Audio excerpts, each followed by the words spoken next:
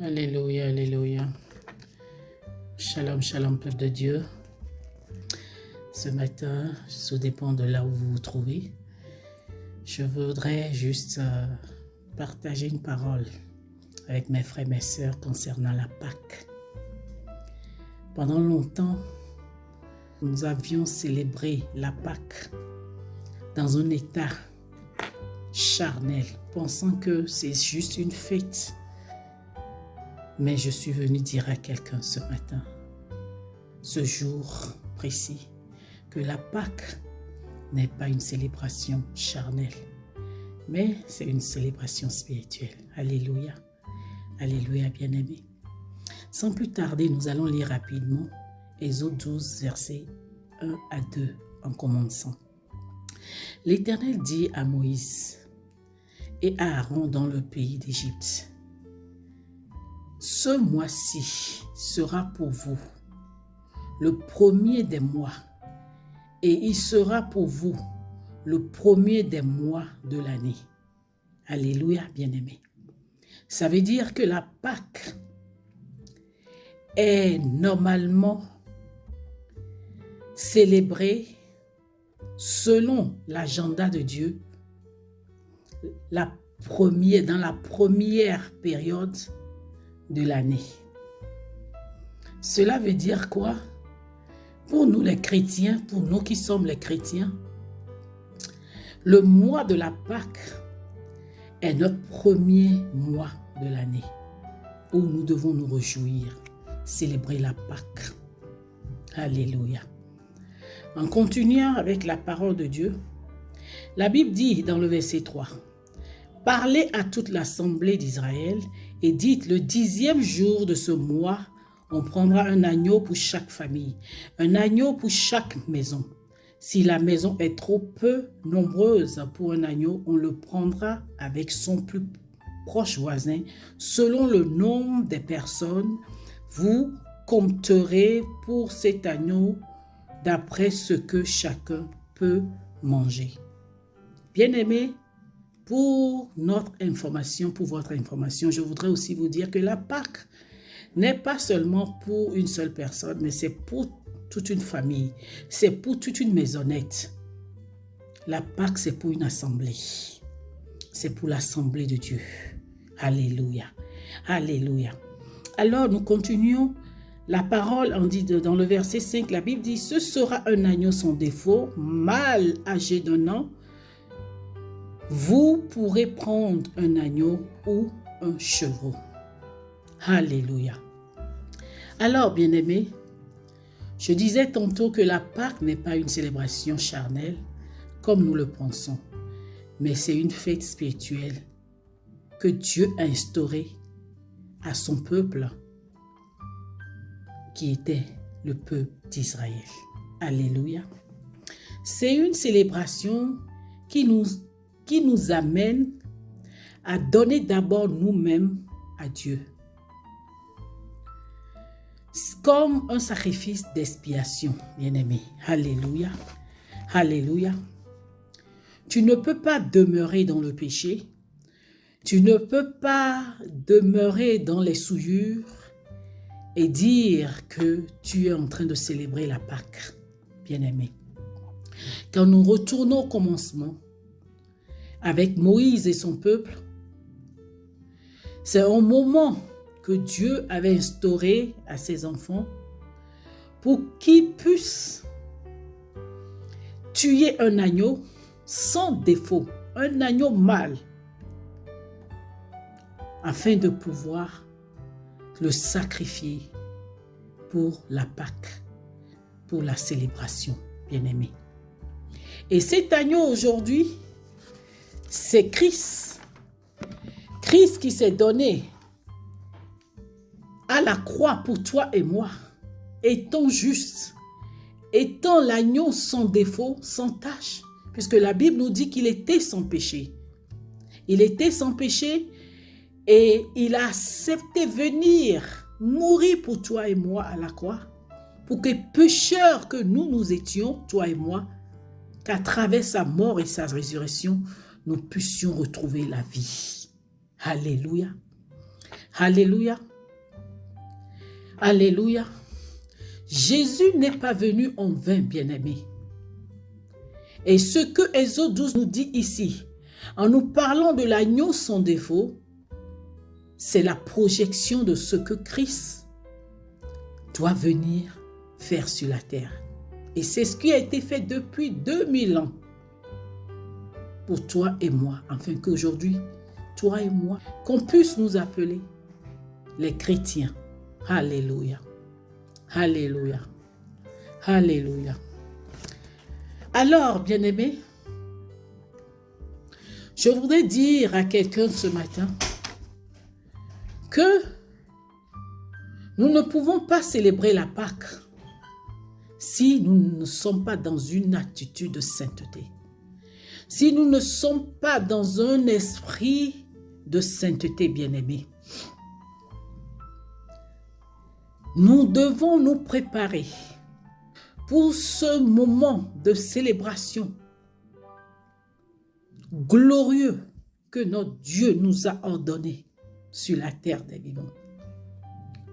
Alors, lorsque nous venons dans les moments pascals et que nous demeurons dans nos souillures, dans nos problèmes, dans nos péchés plutôt, bien-aimés, dans nos amertumes, je ne pense pas que nos cœurs sont disposés pour recevoir de Dieu, bien-aimé. À chaque fois que nous commémorons la Pâque, nous devons comprendre que nous devons pardonner. Nous devons nous laver par le sang qui est écoulé, ce sang sans tache, sans défaut. Nous devons demander que ce sang puisse nous laver, nous purifier. Nous devons aussi nous préparer en nous laissant à Dieu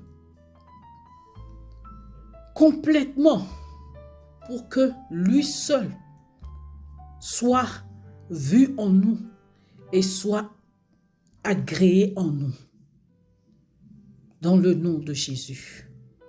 Et c'est dans cette attitude, bien-aimée, que nous pourrons maintenant célébrer la Pâque avec Dieu. Alléluia. La Bible nous dit, vous garderez jusqu'au 14e jour de ce mois cet agneau. Et toute l'assemblée d'Israël l'immolera entre les deux soirs. On prendra de son sang et on en mettra sur les deux poteaux et sur le linteau de la porte des maisons où on le mangera. Cette nuit-là, cette même nuit, on en mangera la chair rôtie au feu et on la mangera avec des pains sans levain et des herbes amères, bien-aimés. C'est de ça que je parlais. Que nous ne pouvons pas célébrer la Pâque en étant dans nos péchés. Non, le Seigneur nous demande de nous libérer de tout pain avec le vin et avec des herbes amères. Alors c'est le moment de consécration pour tout chrétien, pour tout enfant de Dieu. Un moment où nous devons nous consacrer, nous mettre à part pour passer de temps avec le Seigneur. Alléluia. Alléluia.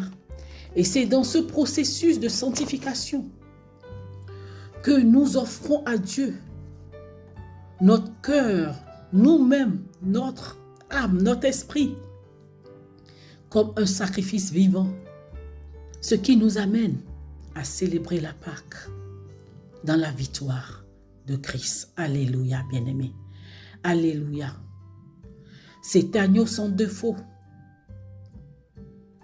n'était que l'image de Christ qui est venu se donner comme un agneau sans défaut pour toi et moi. Et c'est pour ça la Bible dit dans Exode 12, verset 7. Je n'ai pas beaucoup de temps. Si vous lisez, vous allez comprendre que c'était ce que Jésus est venu faire pour toi et moi. Bien-aimés, Lorsque nous acceptons maintenant de célébrer la Pâque dans cette attitude de consécration, bien-aimés, nous marchons maintenant dans la victoire de Christ. Alléluia. Le sang que Jésus, bien-aimé, pour ton information, le sang que Jésus-Christ a coulé à la croix pour toi et moi, n'est pas un sang charnel, bien-aimé. C'est un sang spirituel, c'est un sang pur, un sang précieux, un sang sans défaut, sans tache, bien-aimé. Alléluia.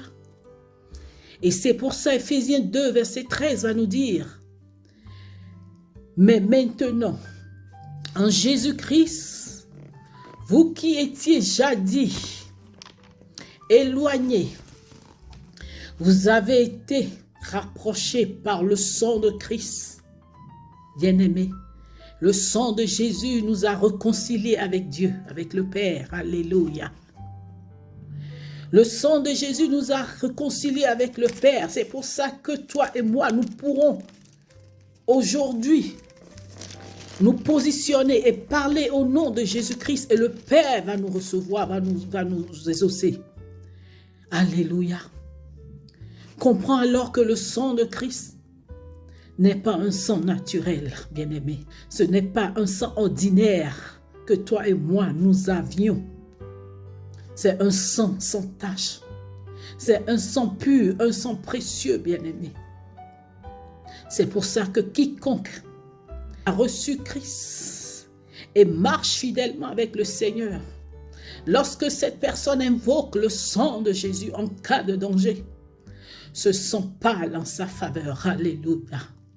Ce sang non seulement nous a réconciliés avec Christ, mais ce sang nous protège. Ce sang est une mesure de protection pour toi et moi. Bien-aimé. C'est le cas des Israélites. Lorsqu'ils étaient en Égypte, sous la servitude de Pharaon. Alléluia. Oh, alléluia.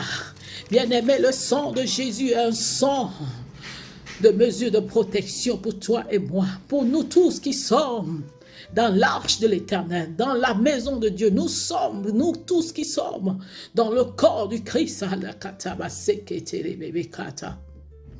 Alors, bien-aimé, comprends aujourd'hui que le sang de Jésus n'a pas coulé en vain pour toi. Ce sang a coulé pour toi pour que tu sois réconcilié avec le Père, pour que tu sois protégé d'eux, que tu sois aussi victorieux sur la terre. Parce qu'à chaque fois que tu invoques ce sang partout, tu es dans ta maison, sur tes portes, dans ta cour. Oh, ce sang... parle en ta faveur. Ce sang opère pour toi. Ce sang te donne la victoire. Oh, la katiba sakata. Que ce soit dans ton service, partout tu es, tu invoques le sang de Jésus en cas de danger. Ce sang parle en ta faveur et opère le miracle pour toi. Bien-aimé, ce sang t'a aussi guéri. Sache aujourd'hui que ce sang t'a guéri. Tu ne peux pas transporter ce sang précieux, ce sang pur, ce sang sans tache dans tes veines, dans tes articulations, et tu seras encore en train de transporter des bactéries dans ton corps. Non, invoque ce sang maintenant dans ton corps, bien-aimé. Oh, à travers ce sang, tu es libéré de toute forme de bactéries à chaque éternité dans le nom puissant de Jésus-Christ de Nazareth. Par ce sang sans défaut que Jésus a coulé pour toi, ma soeur, mon frère, tu es libéré de toute forme de maladie incurable dans le nom de Jésus, parce qu'aucune bactérie ne peut résister à ce sang pur dans ton corps si tu l'invoques. Alors invoque maintenant le sang de Jésus dans ta vie maintenant. Invoque le sang de Jésus dans ton corps.